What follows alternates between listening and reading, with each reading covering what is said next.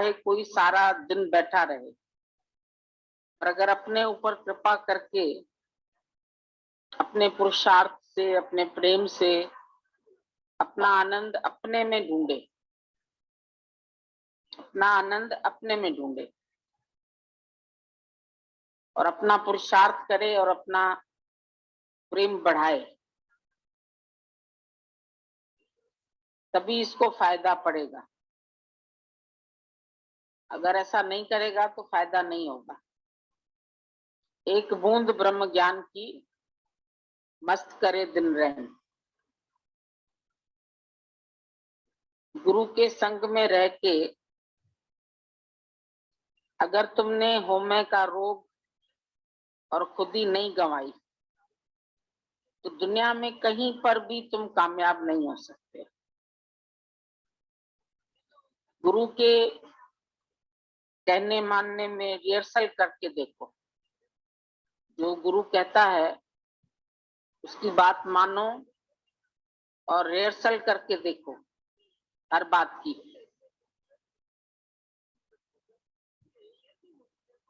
सब रिहर्सल करके देखते चलो कि हे गुरु तू जो करो सो वाह वाह।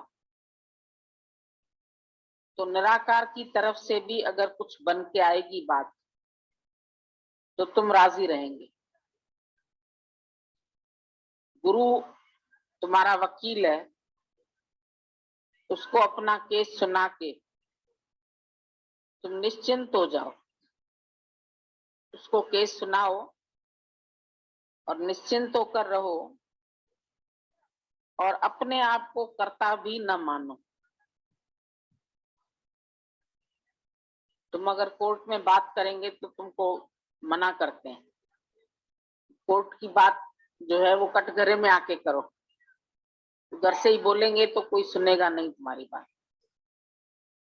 बात तो वकील नीचे खड़े होके तुम्हारी तरफ से करेगा। तुम अपनी तरफ से बात करेंगे तो तुम्हारी सुनवाई नहीं होगी।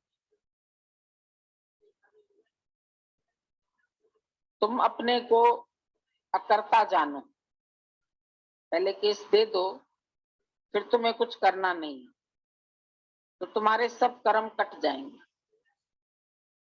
गुरु का आदर्श देख करके तुम भी निरीच्छा और अकर्ता दृष्टा बन के बैठो। तो मंझा तो जहरो दाहन दिनो दस। तुमसे तुम्हारे जैसे ही बनेंगे, गुरु से तुम गुरु जैसे ही बनेंगे। तुमको देख करके सब ऐसे बोले, ऐसा लग रहा है जैसे तुम्हारे मुख से गुरु ही बोल रहा है। तुम अपनी इतनी अच्छी रहनी बनाओ तो जब तुम कहीं पर भी बात करेंगे तो लोगों को लगेगा कि इसके मुख से जैसे गुरु ही बात कर रहा है। अपनी घोट तो नशा थी वे, नशा आएगा ही तभी जब अपना अहंकार घोट लोगे ना। अपनी घोट मतलब नहीं कि तुम जाके अपना अलग सत्संग करो, पर अपनी घोट माना अपने अहंकार को घोटो। कैसे घोटते हो? ठंडाई घोट घोट के पीते हो कि नहीं? भंग को भी बहुत घोटते हैं, फिर भंग का नशा चढ़ जाता है तो फिर आए बाएं बोलना शुरू करते।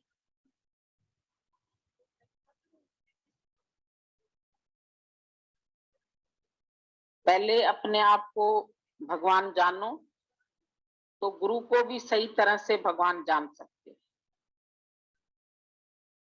और अगर अपने ऊपर कृपा नहीं करते हो, अपने को आत्मा नहीं जानते हो और कहते हो गुरु मेरा भगवान है, तो क्या उसकी देह भगवान है? क्या तुम उसकी देह में फंसते हैं? गुरु मेरा भगवान है। माँ भगत योग द्वैत आए, मैं भगत हूं और वो भगवान है, ये भी द्वैत है। पर द्वैत से कभी आनंद आएगा नहीं। पहले अपने को आत्मा निश्चय करो, फिर तुमको गुरु सचमुच भगवान समझ में आएगा। तुम बाहर बाहर से बोलते हैं कि गुरु भगवान है,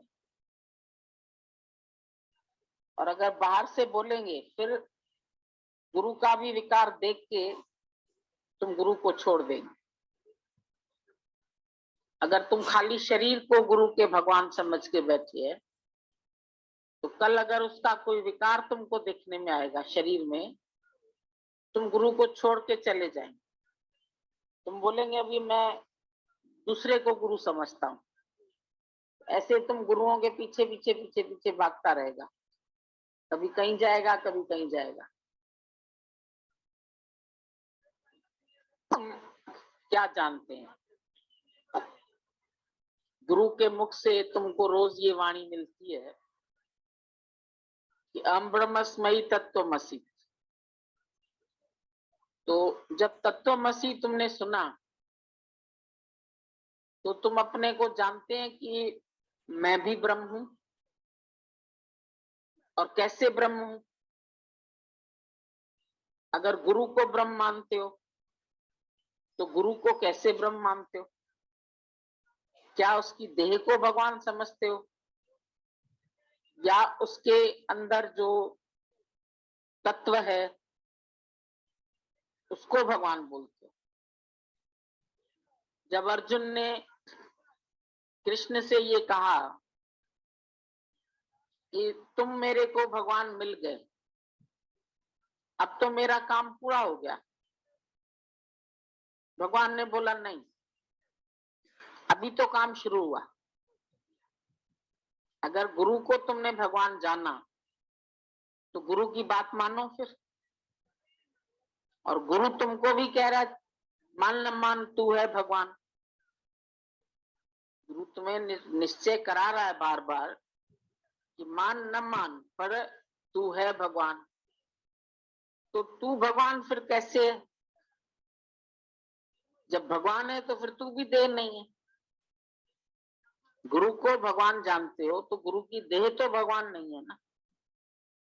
देह तो राम की भी गई, कृष्ण की भी गई, नानक की भी एक दिन लीन हो गया शरीर, कबीर का भी चला गया।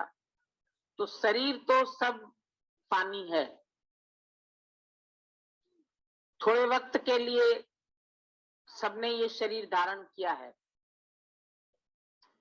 लेकिन एक दिन ये शरीर सबके मिट जाएंगे। पर गुरु जब आता है हमारे लिए अवतरित होके आता है, तो उसका काम एक ही है कि तुम भी उस आत्म रस को पियो। जो आत्म रस उसने पिया है वो आत्म रस तुम।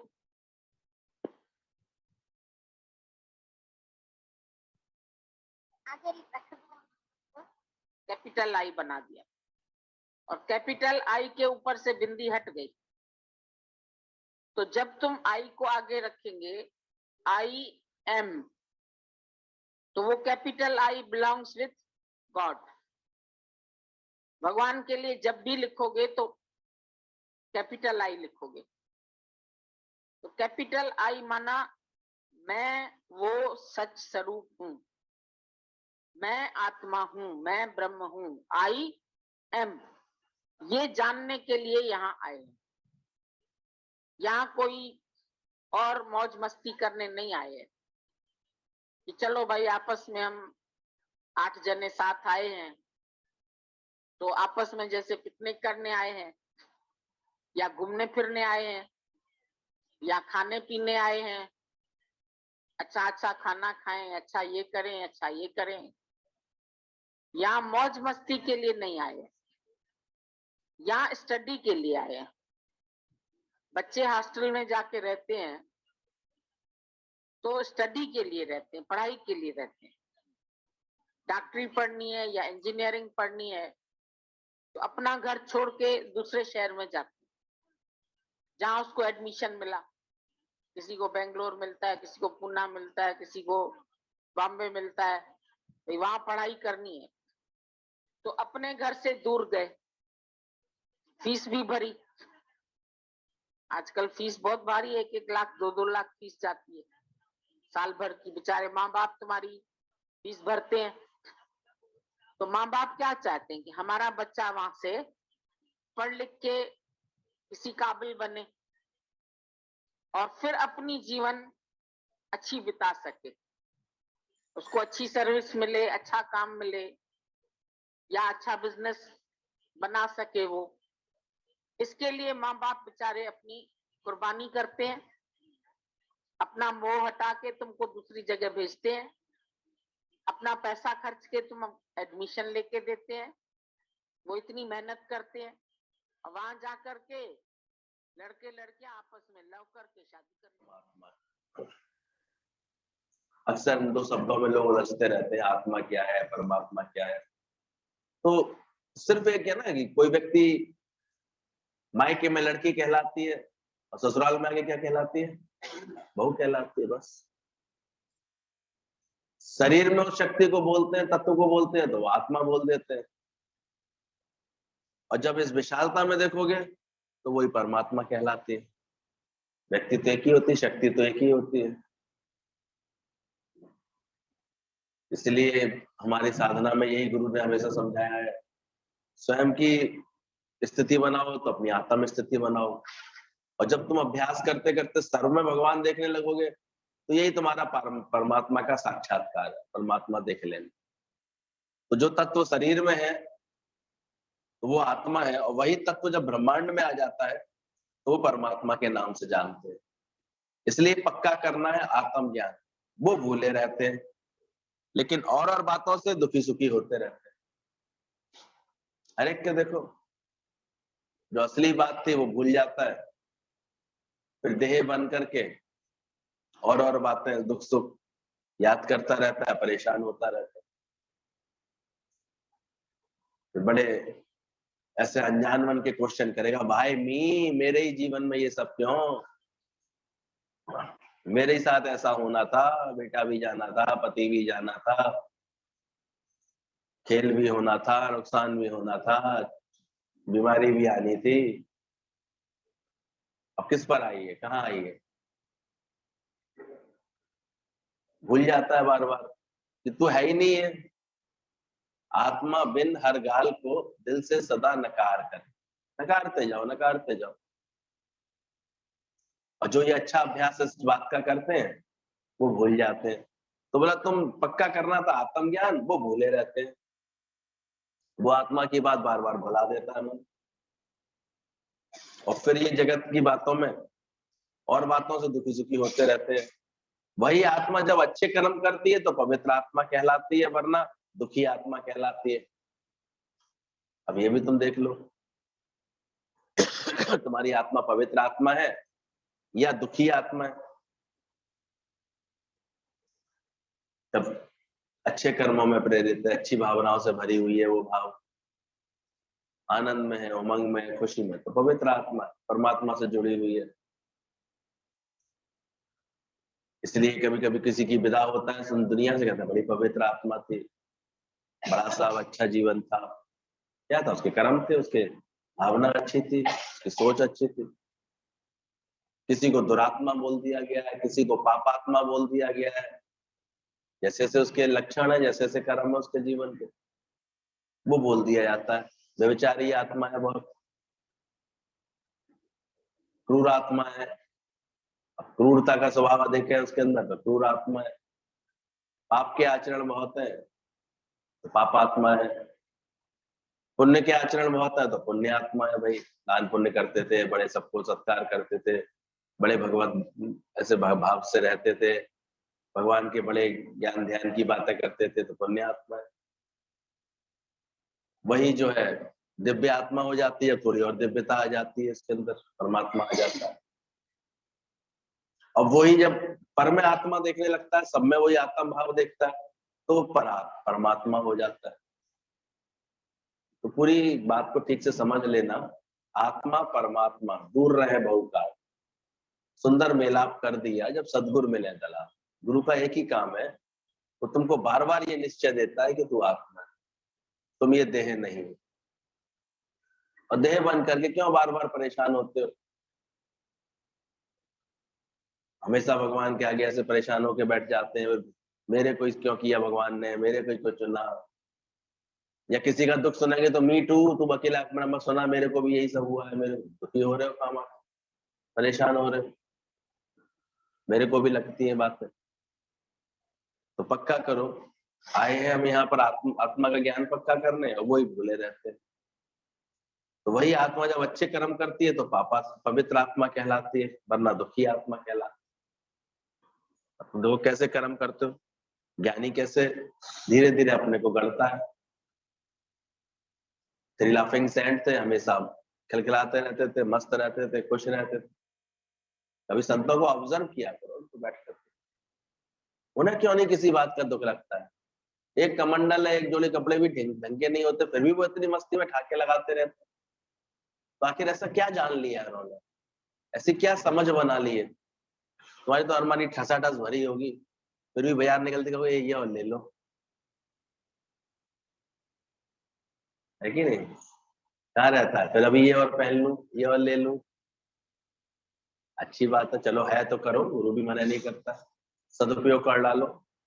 ये भी अच्छे मन की निशानी होती है, जो कम से कम अपने पास कुछ है माया का, उसका सदुपयोग कर लेता है। पदार्थ है तो उनका उपयोग कर लेता है। अब रखे रखे कोई वेस्ट हो रहे हैं, वो तो और बेवकूफी की बात हो गई। बांट के उपयोग कर लेता है, किसी को सुख देने में उपयोग कर लेता है उस माया का। तो एक समझ है, अच्छी समझ है। एक उसे दबाए रखता है, छोड़ता रहता है, चार लोग उसके लिए फिर मन चलाते रहते हैं, ऐसी स्थिति बना लेते हैं तो और ज्यादा बेवकूफी कहलाती है। वो तो होते हुए भी ना खुद सुखी, ना उसके अधीन रहने वाले लोग सुखी हो पाते, उसके घर परिवार के लोग भी सुखी नहीं हो पाते। और जहाँ अच्छी समझ होती है वहां देखो चीजों का सही संतुलन बैठा लेते हैं, पदार्थों को अच्छे से उपयोग कर लेते हैं, अपने ज्ञान की लगन में, गुरु की लगन में, सत्संग की लगन में उन चीजों का अच्छे से उपयोग कर लेते हैं, खुश रहते हैं। तो बेशक प्रयोग में लाओ, पर ज्ञान इतना समझ लेना, अब दिल नहीं अटके। हीरा पहनने का अधिकार तो अच्छे से दिया है भगवान ने, लेकिन गुरु कहता है पहले डिमांड खत्म कर लो, तब डायमंड अपने आप पहन लेना। अंदर में डिमांड्स लगी रहेंगी तो डायमंड शोभा नहीं देगा। तो डिमांड हटा लेना अपने अंदर। कल को हीरा खो जाए तो नालियों में हाथ मत डालना। देखना ऐसा तो नहीं हो रहा कि उसकी आसक्ति फिर ऐसे रुला रही है, एक एक नाली छानने है, कहाँ मिल जाए, यहाँ मिल जाए, शायद यहाँ मिल जाए। मैं ना मिलना होगा मिल जाता है, किसी को मिलना होता है देखो ऐसे नजर पड़ जाती है, देखो ये गिरा पड़ा है। इतना विश्वास रखो, मतलब उसकी आसक्ति ना रखो, दुख ना बने उसके। पदार्थ कैसा भी है उसका दुख नहीं लगे फिर तुमको ऐसे अंदर से। तो यही पवित्र आत्मा कहलाती है, यही दुखी आत्मा हो जाती है। एक दूसरों पर हंसता है तो निचले दर्जे की ये खुशी बोली जाती है। कुछ लोग ऐसे क्रूर अत्याचारी स्वभाव के होते हैं, ऐसे ऐसे निर्दयी स्वभाव के होते हैं, वो दूसरों पर हंसते हैं, खिल्ली उड़ाते हैं, मजाक उड़ाते हैं, तो इसके निचले दर्जे की हंसी बोली गई है। एक स्वयं पर हंसता है धीरे धीरे, इतना अपनी भूलों को बदलता है, अपने ऊपर हंसता है, अपनी कोई कमियों पर हंसता है, हंस के उसे दूर करता है। एक तो केवल अपने पर हंस रहा है और दूर नहीं कर रहा है गलतियां, तो मूर्ख भी कहलाता है। वही पता चल गई तेरे को फिर भी दूर नहीं कर रहा है। और तीसरी होती है संतों वाली हंसी, वो निर्लिप्त होती है, वो ना अपने पर है ना दूसरे पर है। वो सत्य का ऐसा बोध कर लिया है कि अंदर से तृप्ति आ गई है, उसके बाद एक मस्ती चढ़ रही है। तो थ्री लाफिंग सेंट को वो वाली मस्ती थी, वो हर जगह जाते थे तो केवल बस मस्ती से हंसते रहते थे। जिसने जगत को मिथ्या जान लिया, ज्ञान पक्का कर लिया, वो मस्ती में हंसता रहता है, खुश रहता है। वो जानता है जग रचना सब झूठ है, कैसी भी घटना घट रही है, कैसी बात हो रही है, वो तो आनंद लेगा उसका। और वो ढूंढते रहते थे कोई और ऐसा मिल जाए। तीनों एक से स्वभाव के थे, आनंद में थे। और ऐसी जब मस्ती चढ़ती है फिर तो शरीर पर कोई भी हालत आए, बीमारी हुई तब भी वो हंसते रहे, एक मर भी गया उन तीनों में से तब भी वो खिलखिला के हंसते रहे, आनंद मनाते रहे। तुम भी देखना तुम्हारे पास कौन सी हंसी है, अभी दूसरों पर हंसने वाला तो मन नहीं है तुम्हारा, किसी को कमजोर देख के, छोटा देख करके, ऐसे ऐसे देख करके उस पर हंस रहे हैं, मुंह बना के हंस रहे हैं, खामखा हंस करके उसकी उपहास उड़ा रहे हैं, किसी की कमजोरी पर हंस रहे हैं, किसी की कोई काम उस बेचारे ने गलत कर दिया तो उस पर हंसी आ रही है, किसी पर डांट पड़ रही है तो बेचारे हंसने लगे बैठ करके, चलो आज अच्छा मौका मिला, हंसते हैं इसके ऊपर। तो ये हंसी होती है बोले निम्न कोटि की। और एक अपने मन के ऊपर हंसता है तो वो सुधार ले जाता है अपने आप। बाकी तीसरी बोले निर्लिप्त हंसी, वो ज्ञानियों के पास होती है, ब्रह्मवेत्ताओं के पास होती है। वैसे अंदर से निर्लिप्त न्यारे होकर के भगवान की मस्ती में और खुश रहते हैं, प्रसन्न रहते हैं। कल भी बताया था पांचों लक्षण वो अपने अंदर में लाते रहते हैं, आ ही जाते हैं। ज्ञान का मतलब ही यही है कि लक्षण आने चाहिए आपके अंदर। अब जरूरी है, किसी किसी को लगता है, हम देखते हैं वो उसके बुद्धि ने यही धारणा बना कि डांट लगा करके ही बात करनी है, कोई आवश्यकता थोड़ी। तो अपने प्रेम को इतना बढ़ाओ, अपने आदर्श को इतना बढ़ाओ, लोग तुम्हारे प्रेम से ही सीख लेंगे तुम्हारी बात को। हमने तो गुरु जी के साथ यही देखा, खुद जैसे शीशे के सामने पहुंच जाते हैं, अपने को संवारना शुरू कर देते हैं। गुरु लोगों के तो आदर्श इतने ऊंचे होते हैं, कुछ कहने की जरूरत ही नहीं होती है। उन्हें किसी से ऐसा कोई वही नहीं लगता, परेशानी नहीं लगती। महात्मा बुद्ध एक नगर में आए हुए थे, वहां की रानी बहुत ऐसे होते हैं, किसी किसी के संस्कार, उसे ज्ञान ध्यान बिल्कुल पसंद नहीं आता था, उसे बुद्ध सुहाते ही नहीं थे। तो उसने निंदा करने के लिए, अब रानी के जो प्रशंसक थे वो 10-15 लोगों को लगा दिया, जहाँ ये सत्संग करे वहां हल्ला काटना, वहां उदम करना, इन्हें करने मत देना, चैन से मत रहने देना, इनको खाना पीना नहीं मिलने देना, पानी नहीं मिलने देना। तो वो ऐसा करते रहते थे, बड़ा बात बात पर उनको अपमान करते थे, ये करते थे। ये भिखारी कहाँ से आ गए, ये कहाँ से जो झोला लेके घूम रहे हैं, उनके बेचारे के भिक्षुक रहते थे उनके संग दो चार, उनको ऐसे अपमानित करते। तो आनंद ने बोला कि प्रभु यहाँ से चलिए, ये जगह तो बिल्कुल ठीक नहीं लगे, यहाँ तो हमको ये बिल्कुल जीने नहीं देना चाहते हैं, इतना विरोध करते रहते हैं। खुद ने कहा कहाँ भागोगे, बोले कहीं अच्छी जगह चलेंगे। बोले वहां भी ऐसे ही लोग मिल गए तो फिर क्या भागोगे, तो फिर कोई दूसरी जगह देखेंगे, तो कब तक भागोगे, कितनी जगह बदलोगे बताओ। क्यों नहीं अपने मन की तपस्या में रहो, यही प्रेम दो, यही एक अच्छी समझ से चलो। और धीरे धीरे करके बुद्ध भगवान ने उन सबका दिल जीत लिया। तो ज्ञान के बाद लगती तो जरूर समय है, लेकिन ज्ञानी का सोच ऐसी ही होती है, वो किसी से परेशान होकर के नहीं भागता, कहीं दुखी होकर के नहीं भागता। वो अंदर से जानता है कि हर एक का अपना स्वभाव है, वो अपने स्वभाव से चल रहा है बेचारा, परेशान क्या होना उस बात। तो ध्यान रखना कि अंदर से देखना तुम कौन से वाली मस्ती में रहना चाहते हो।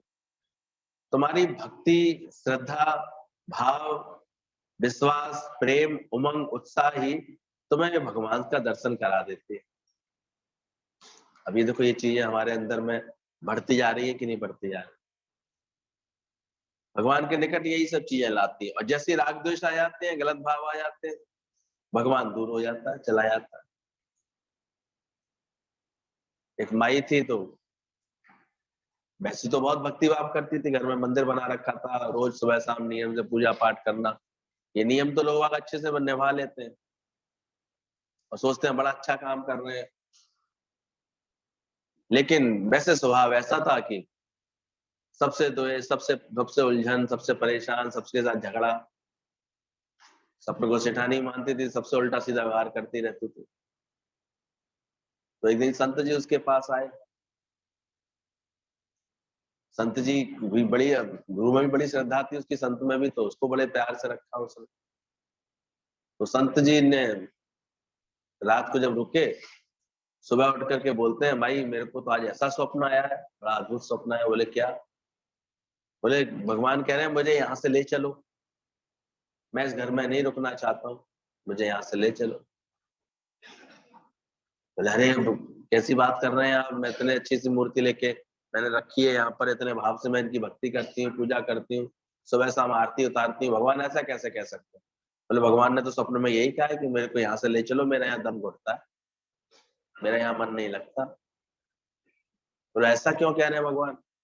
बोले कह रहे हैं मेरी पूजा पाठ तुम तो ठीक से करती है, वो सब तो ठीक से करती है, लेकिन तो मेरे बनाए हुए बंदों से बड़ा गंदा व्यवहार करती है, बड़ा बुरा व्यवहार करती है, इसलिए तो मेरा तो यहाँ तो दम घुटता है, मैं तो यहाँ से चलना चाहता हूँ। उस दिन उसकी आंखें खुली, यानी भगवान तो मेरे यहाँ से चले जाएंगे? तो बोला अगर तुम यही राग द्वेष गलत भाव रखते रहोगे तो भगवान वहां टिकेगा क्या? कभी कभी देखा करो सत्संग, आज गुरु जी के हम दर पर जाते थे, वो एक आनंद कितना अद्भुत होता था। क्यों? तो वहां कुछ था ही नहीं, कुछ उसके ज्ञान के सिवा, ज्ञान की बात के सिवा कुछ होता ही नहीं।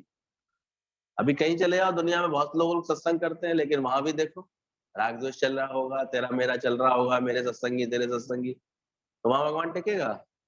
ऐसी भावनाओं से लोग बैठते होंगे। इसलिए तो इतनी सुंदर बात ये हम लोगों को सत्संग में समझा दी जाती है। हुमाई जब आई सत्संग में तो गुरु से प्रेम बढ़ गया उसका, थोड़ा समय बीत गया तो गुरु ने पूछा कितनी उम्र है तेरी अम्मा? बोलते 60 साल की है गुरु जी, 60 साल की उम्र है। बोले नहीं, तू झूठ नहीं बोल रही है लेकिन सही बात नहीं बता पा रही है। बोले क्या मतलब? बोले तेरी उम्र है 1 साल। बोले 1 साल नहीं गुरु जी, मेरी 60 साल की उम्र है। बोले नहीं, तेरी उम्र है 1 साल। वही उम्र होती है जो तूने सत्संग में बिताई, ज्ञान में बिताई। अभी तू 1 साल से सत्संग में आई है, बाकी 59 साल तेरे क्या गए? बेकार गए। तो यही समझ देता है गुरु हमको। अब पता नहीं तुम कब क्यों बड़े बन गए, मेरी समझ में ही नहीं आता है। फिर से बन जाओ, बिलाई के चाल फिर से, पर ये ज्ञान तो अंदर में आ जाए। अपनी उम्र वो बताओ जितने समय से हम सत्संग कर रहे हैं, तो ज्यादा से ज्यादा कोई 5 निकलेगा, कोई 6 का निकलेगा, कोई 10 का निकलेगा, कोई 15 का निकलेगा, 20-25 से ऊपर तो कोई बिरला निकलेगा। और वो तो फिर और पापी हो गया। वो हम देखते हैं, अब मैं पुराना चावल कर रहा हुआ बैठे बैठे। तो सरल बनो, छोटे बनो, क्यों अपनी उम्र काट बना बताते हो दुनिया वाले? किसी को बताओ तो ये वाली उम्र बताओ जो वास्तव में हमने सत्संग में बताई है। जब से पैदा हुए हो कितने साल के हो? 2 साल के हुए पूरे? अभी नहीं हुए? अभी तो बेचारे को पोटी के लिए बताना भी नहीं आता।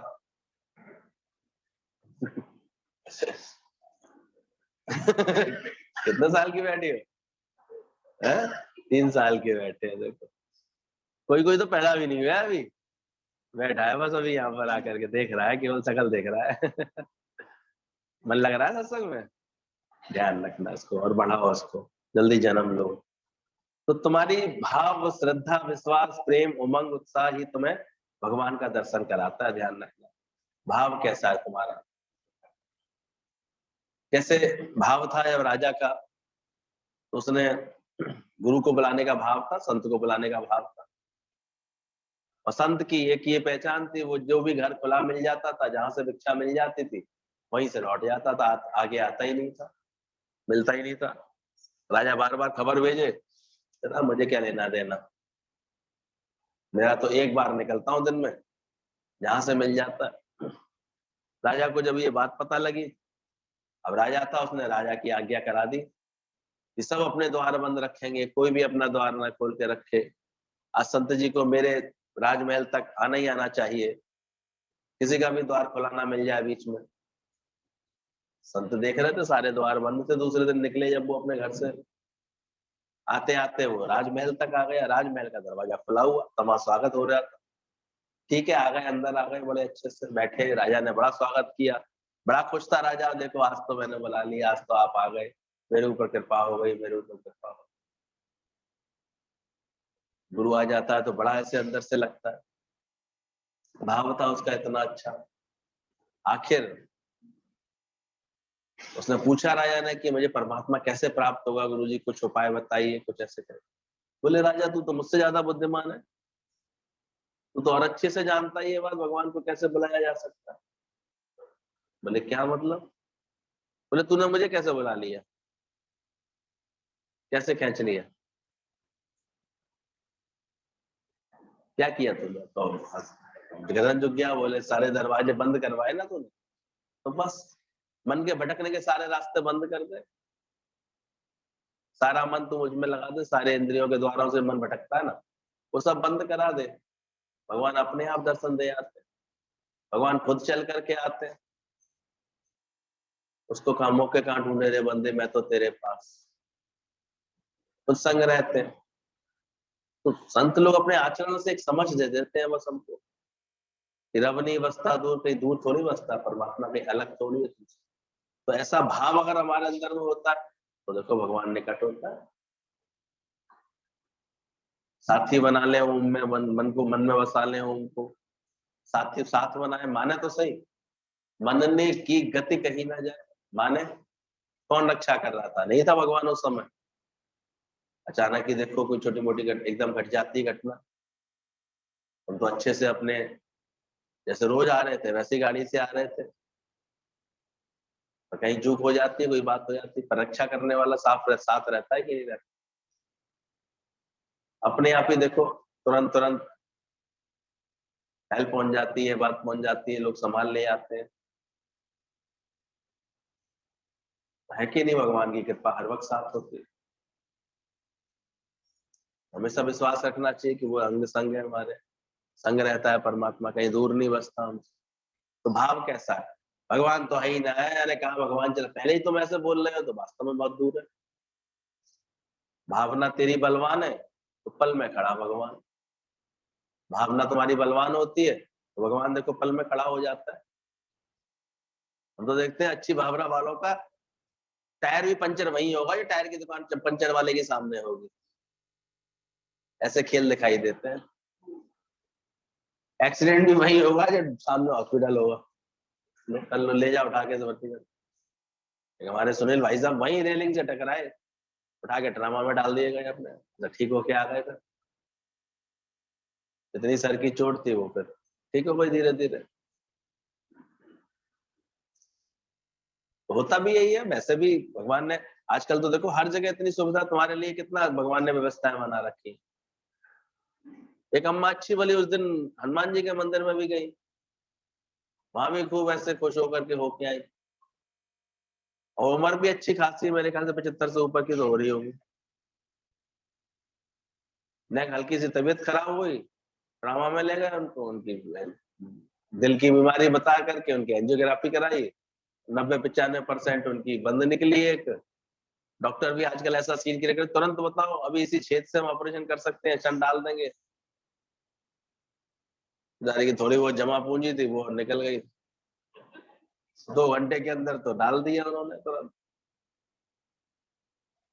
आज छोड़ देंगी उनको, शिवनगर वाली अम्मा जी हैं।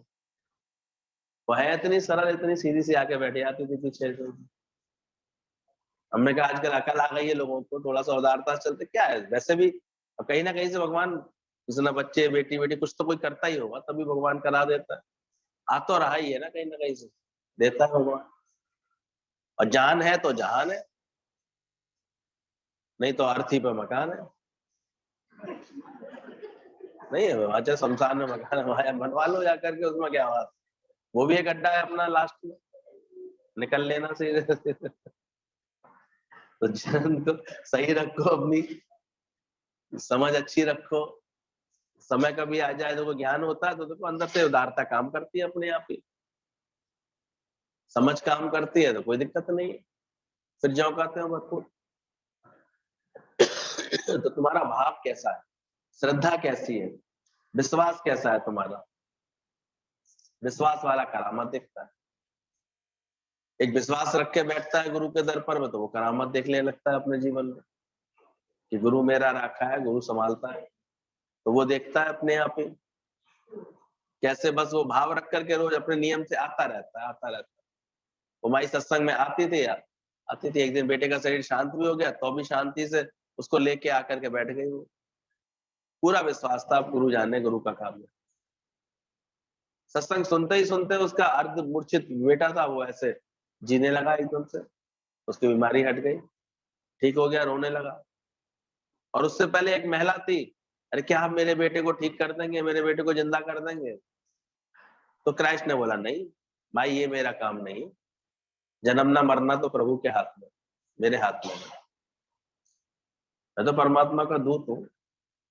सच्चे संत कभी भी अपने को बड़ाई नहीं दिखाते, बड़प्पन नहीं दिखाते।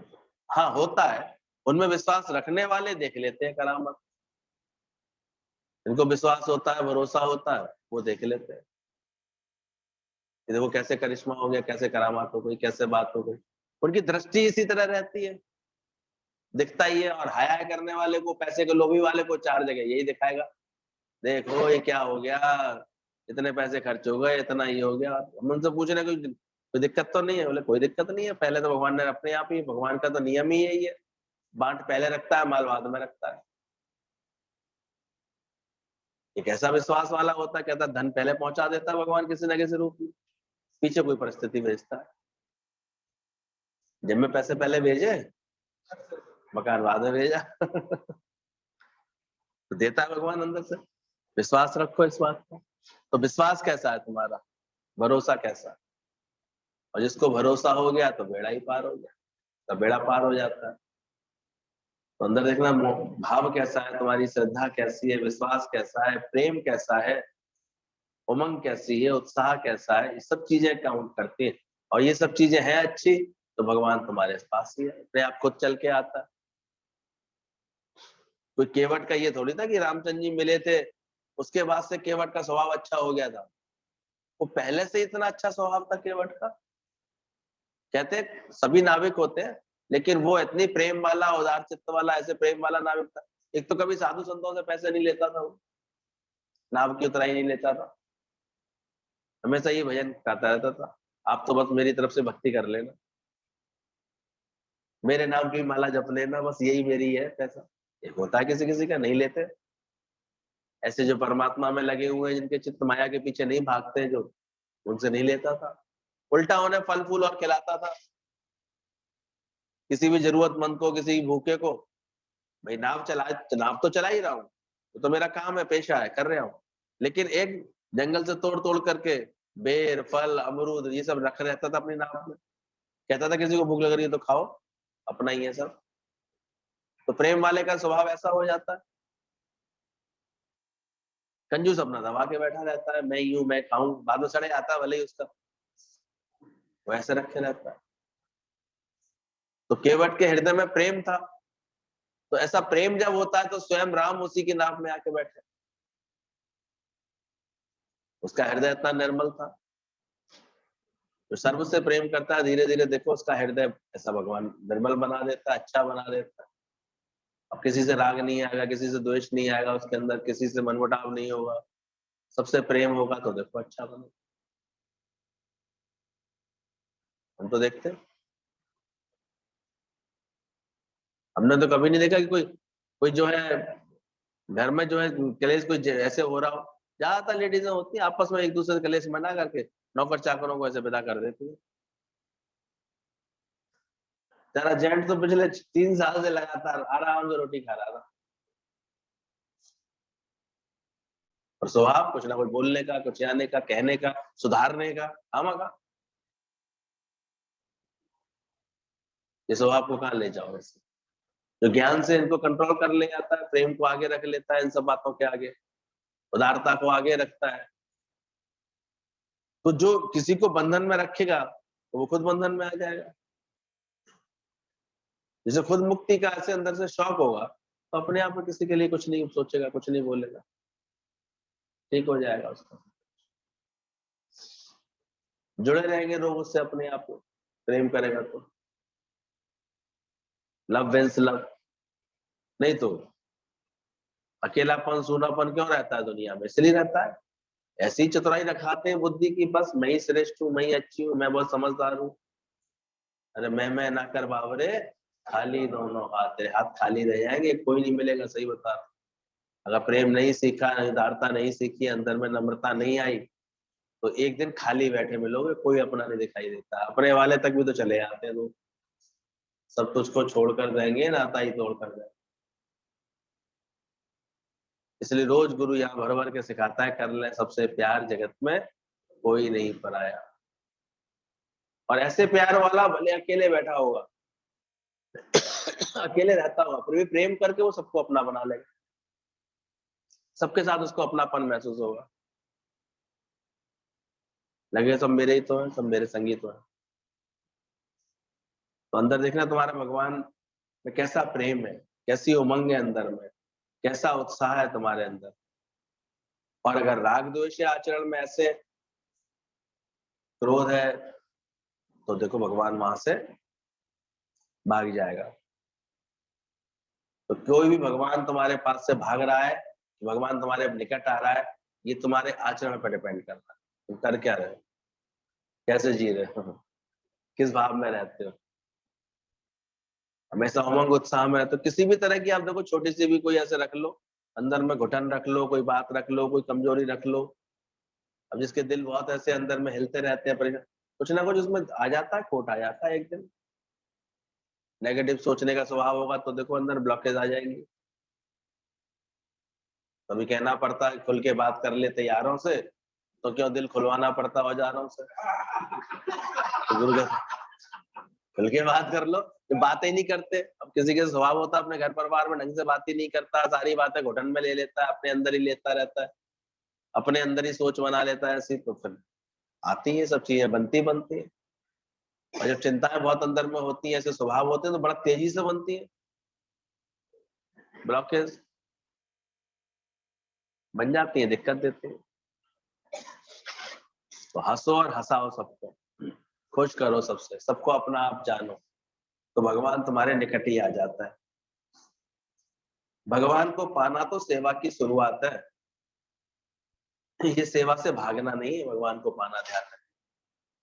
इसलिए सच्चा गुरु कभी ऐसा नहीं आचरण सिखाता कि नहीं भगवान के नाम पर तुम घर से भागो या कहीं से भागो।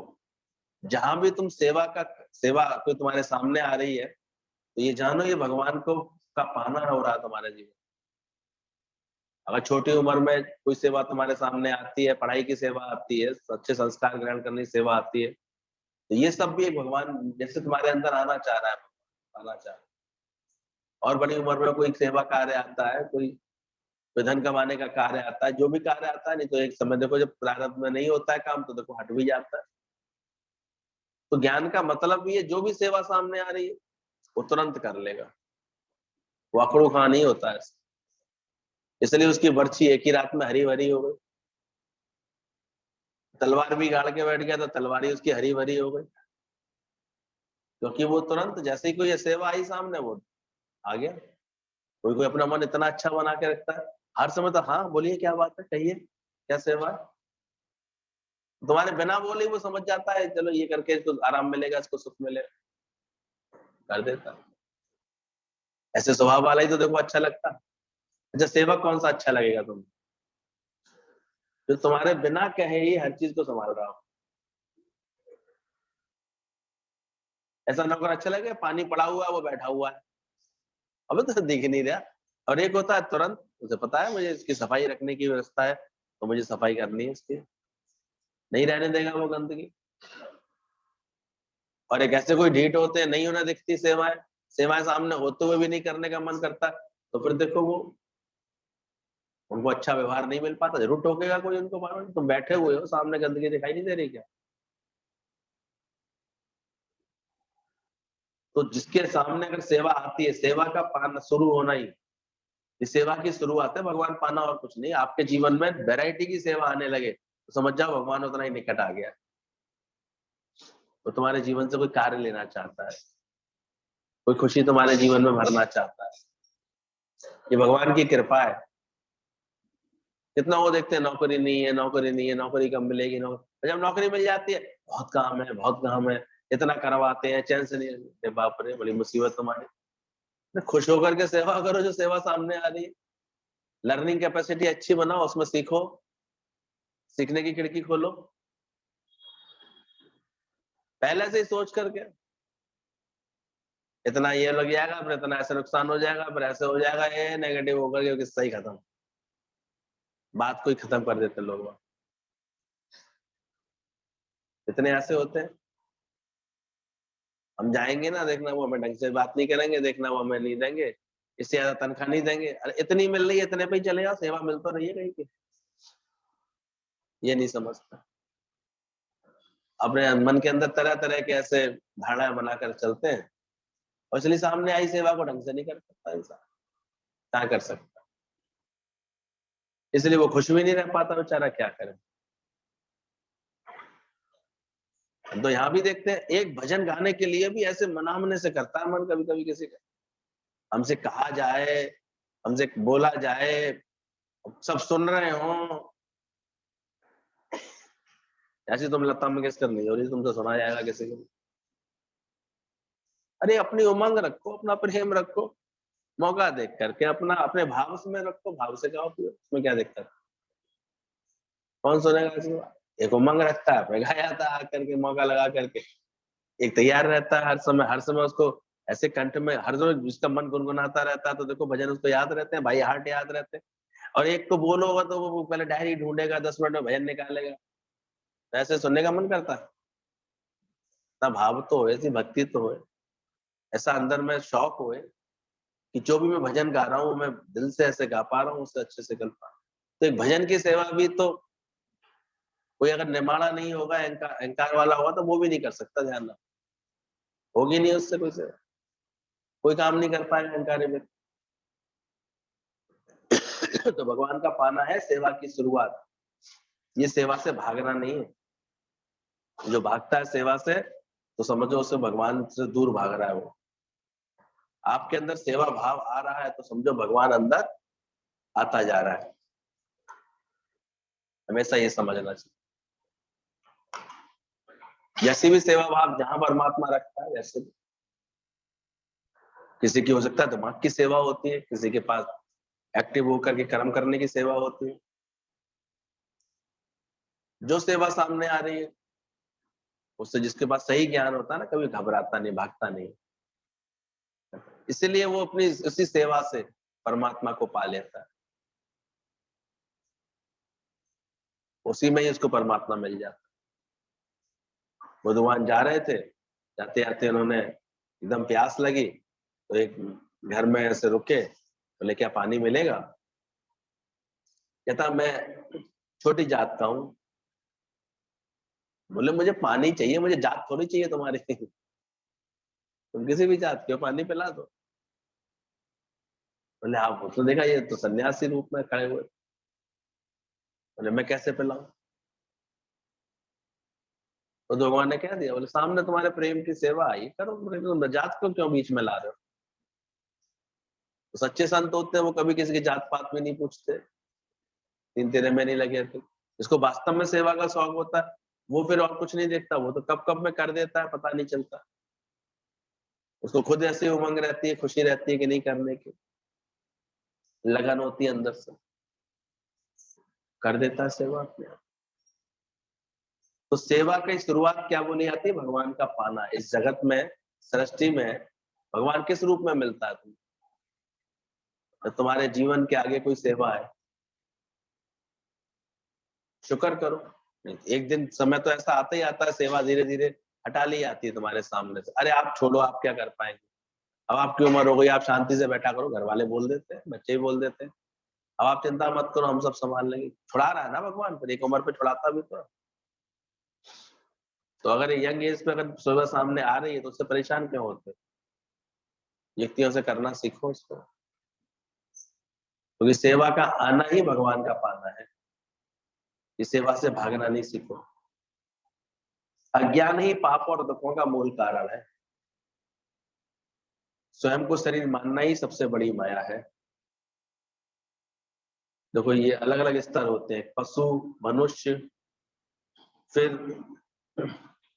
विद्वान, फिर ज्ञानी, फिर ब्रह्म ज्ञानी, इस तरह से कैटेगरी बनती है। तो जो पशु किसको बोला गया है, जो केवल अपने शरीर के लिए जीते हैं, खाना पीना भोगना तिनका पशु समान। तो अगर विचार में केवल यही रहता है, मैं कैसे सुखी हो जाऊं, मैं कैसे खा लू पी लू, मुझे कैसे मिल जाए, हम दो, हमारे दो, भगवान हमें ही दो, तो ये कौन सी वृत्ति बोली गई है, पशु वृत्ति। उनको पशु की श्रेणी में रखा जाता है। केवल अपने लिए ही सोच रहे रहती है केवल उनके। तो पशु क्या है, जो केवल शरीर के लिए ही जीता है, शरीर के लेवल की सोचता है, शरीर के बस खाना पीना फिर भोगना, बस ये जानता है बस। भोग कैसे भोगूं, सुख कैसे लूं, खाया पिया जनी औलाद, पशु भी खूब जानता है। ये तो पशु भी कर लेता है, कि तुमने कौन सा कर लिया काम, तो बहुत बड़ा काम कर लिया। तो मनुष्य को कम से कम संतों ने ये चेतना तो दी है, तुमने केवल इतना ही किया काम, खा पी लिया अच्छे से, बढ़िया पहन लिया, बढ़िया खा लिया पी लिया, और दो चार नमूने तैयार करके अभिमान कर लिया, वो ममता और कर ली, मेरे बच्चे मेरे बच्चे, खबरदार इनसे किसी ने कुछ कहा। तो ये तो पशु भी कर लेते हैं, इसमें कौन सी बड़ी बात। वो भी अपने पुंगड़े पुंगड़ियों को खूब चाट लेते हैं, कौन सा नया काम कर देखा गया। गाय भी अपने बछड़े को बहुत प्यार कर लेती है, चिड़िया भी अपने बच्चे की चोंच में दाना डाल देते हैं, मछली के बच्चे भी उसके इर्द गिर्द घूमते रहते हैं। तो मछली भी जानती है सब करना। यहीं तक अगर तुम्हारी सोच है तो तुम में और पशु में कुछ अंतर होना चाहिए। मनुष्य योनि मिली है, तुम्हें श्रेष्ठ योनि मिली है। तो बोले मनुष्य क्या होता है, जो मन के अनुसार चलते रहते हैं, उनको मनुष्य बोला गया। मेरा मन ये है, मेरा मन नहीं लग रहा, आज परेशान क्यों, कि मन नहीं लग रहा। अब जो मन के अधीन चल रहे हैं, उनको मनुष्य कहा गया।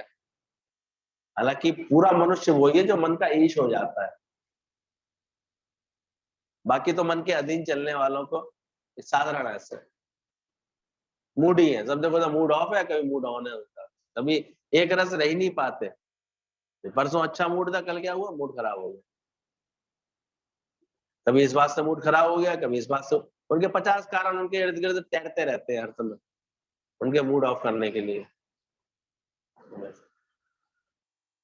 तो बोला वो मनुष्य है। विद्वान क्या है, जो बुद्धि के स्तर पर जीता। शरीर के स्तर पर जीने वाले पशु बोले गए, मन के स्तर पर जीने वाला मनुष्य बोला गया, और बुद्धि के स्तर पर जीने वाला विद्वान बोला गया।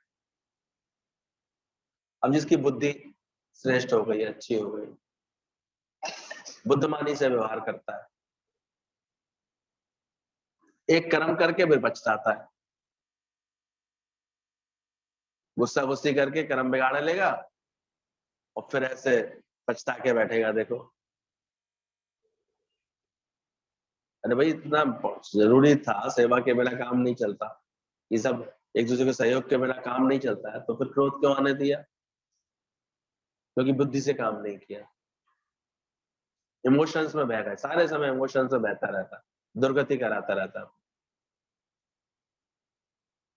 तो ध्यान देना, जहां तुम बुद्धि से सोचो ना, किसी के सहयोग की तुम्हें आवश्यकता थी तो प्रेम से व्यवहार करते ना उससे। झगड़ा करके फिर तुमसे सहयोग ले लोगे,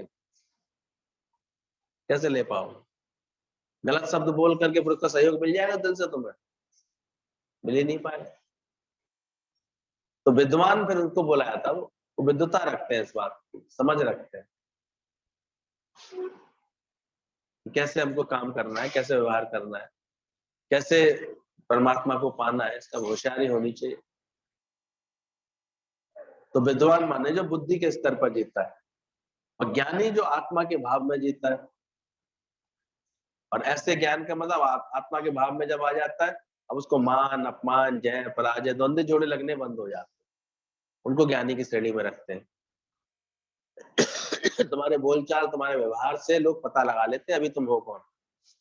किसी से बात करो केवल शरीर के स्तर पर सोच रहा है, तो कौन हुआ, पशु। और केवल सारा समय मन से परेशान है, मन की सोच रहा है, मन ये कह रहा है, मन ये, तो कौन हुआ। और जो थोड़ी विद्वता की बात करता है, विवेक की बात करता है, ज्ञान की, तो वो हुआ ज्ञानी, उसको विद्वान बोला गया। पर ज्ञानी को बोला गया जो आत्मा के स्तर पर जीने लगता है, जो जान जाता है कि मैं आत्म स्वरूप हूँ, मन से बुद्धि परे है और बुद्धि से आत्मा, ये सब आत्मा के अधीन कर लेता है वो बुद्धि को और मन को। फिर उसको कोई मान अपमान जय पराजय हानि लाभ ये द्वंद्व जोड़े लगने बंद हो जाते हैं। तो गुरु चाहता है तुम कौन से स्तर पर आकर जीने लगो, इस मंजिल पे आके रहो ना। पंचकोशीय यात्रा में सबसे निचली मंजिल है पशु योनि, फिर मनुष्य योनि, फिर विद्वान, फिर मनमय कोश, अन्नमय कोश, अन्नमय कोश, मनमय कोश, विज्ञानमय कोश। विज्ञानमय कोश में कौन जीते हैं, विद्वान लोग जीतते हैं, बड़ी तर्क बुद्धि बहुत अच्छी होती है, बुद्धि बहुत अच्छी चलती है, और उसके पास ज्ञानमय कोश में ज्ञानी जीतता है। और इससे भी ऊपर ब्रह्म ज्ञानी है, वो इतना आत्मा का अभ्यासी हो जाता है, वो आनंदमय कोश में जीतता है, सबसे ऊंचे वाले लेवल पे जीतता है। जैसे छत पे खुली हवा खा रहा हो, ठाके मार रहा हुआ है। अब जो मन में कोश में जी रहा है अभी तक, अब उसे उससे ब्रह्मज्ञानी और ज्ञानी टकरा जाए तो उसे बर्दाश्त नहीं कर पाता। कहता जी काय को खुश है, ये तो हर बात में खुश है। अब वो ज्ञानी है तो खुश है, उसे मान अपमान लग ही नहीं रहा, तो जय पराजय लगी नहीं रही है। वो हानि लाभ में समता में क्या हुआ? बुद्ध भगवान पर आकर के उसने इतनी गुस्सा गुस्सी करके गाली गलौज करके मुंह पर थूक भी दिया। वो बड़े प्रेम से पूछ के कहते हैं आपकी बात खत्म हो गई है तो मैं चलूं? अब देहाध्यास है ही नहीं, आप सही समझ है अंदर से, मन चलता ही नहीं है ज्ञानी का, तो मान अपमान लगता ही नहीं उसको ऐसा। आप देखो कौन से तल पर अधिक जीतते हो। अरे कहां तक ऊपर पहुंचे, या अभी भी वही जीव पशु पशु के तल पर है क्या?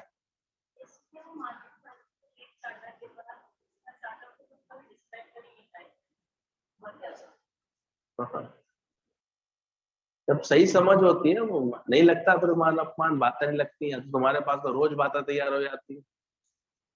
मन के तल पे जीने वालों के पास तो रोज नई नई बातें, रोज नई नई बातें। तो ज्ञानी जीता है आत्मा के तल पर, और ब्रह्म ज्ञानी तो इससे भी ऊंचा, इतना आत्मा का अभ्यासी हो जाता है कि कदाचित उसको अपने ज्ञानवान होने का भी अहंकार नहीं रहता है।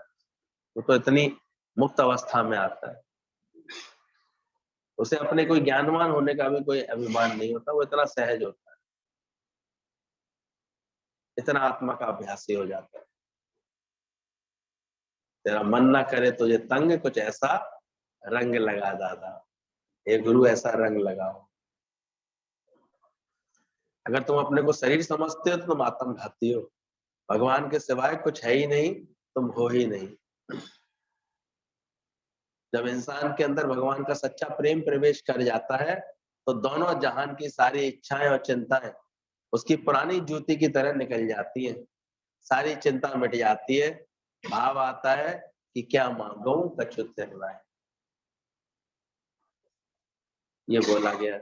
जब इंसान के अंदर भगवान का सच्चा प्रेम प्रवेश कर जाता है, ईश्वरीय प्रेम से जब गुरु हमको ऐसे अभिभूत करा देता है, सारी आता जीवन में, तो ऐसी स्थिति में उसको सारी जहाँ की सारी इच्छाएं और चिंताएं उसकी पुरानी जूती की तरह, से पुरानी जूती को आदमी फेंक देता है ना, तो ऐसे वो अपने से दूर कर देता है, हटा देता है। और वरना किसी किसी की आदत होती है पुरानी से पुरानी चीज को भी उठा के रख लेता है। पता है कभी पहनूंगा नहीं, बेकार हो गई है, सड़ गई है, ये बिल्कुल बरसात में बिल्कुल बेकार हो गई थी, सड़ गई थी, अब फिर भी नहीं निकाल पाता। तो ऐसी बहुत सी इच्छाएं बातें ऐसी वो हटा ही नहीं पाता। तो सारी इच्छाएं और चिंताएं कैसे फेंक देता है ज्ञानी? पुरानी जूती की तरह निकल जाती है, सारी चिंता मिट जाती है, और भाव इसके अंदर में ही आ जाता है, अब क्या मांगू कछु थिर नहीं। भगवान तुझसे क्या मांगे, कुछ भी स्थिर रहने वाला नहीं है, कुछ भी संग जाने वाला नहीं है। और ऐसे करके वो अपने सच्चिदानंद स्वरूप में आ जाता है। क्या इरादा है, कौन से तल पे जीना है?